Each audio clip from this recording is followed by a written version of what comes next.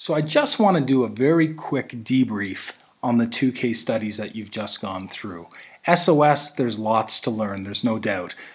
I think there are three key takeaways that I have. The first is that leaders make better decisions when we involve others, when we go to and we take special efforts to solicit the feedback from others. So in your leadership, don't be afraid to reach out and solicit the feedback of others. In that process of acquiring various sources of information, you make better decisions. Very important.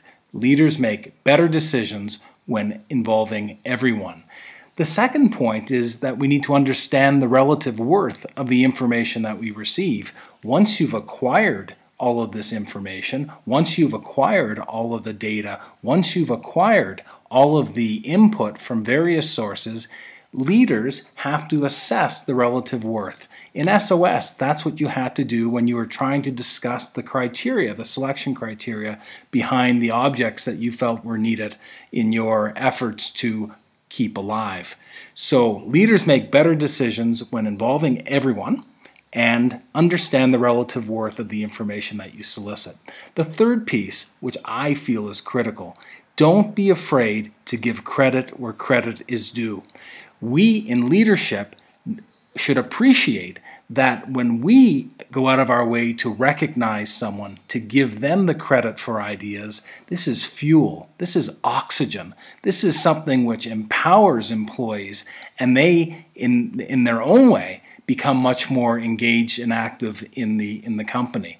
So make sure that you give credit where credit is due. Leading to win is all about drawing the best that we can out of people, and leading to win is done when we make better decisions by involving people, we understand the relative worth of the information that we receive, and we give credit where credit is due. Now finally, the GM case. What are the lessons that we can take from that in our context in EAR? Well, the first, I think, is that we need to remind ourselves that it's so easy to get caught up in the day-to-day, the operational activities of what is fundamentally an operationally minded organization, and lose sight of the big picture. The GM case reminds us that we need to step back and take a look at where we are from a much higher view, a mountaintop view. And I would encourage you in leadership not to be drawn exclusively into the day-to-day, but to reflect on where we're going, why we're going in that direction, and to have a much higher view. We are in a turnaround situation, but I'm confident that we're going to change because of you. Now, second, and I think finally, it's the notion of communication and the importance of being able in leadership to share that view, that mountaintop view, to create a sense of optimism for the future. We've gone through a very, very difficult year. We all understand that.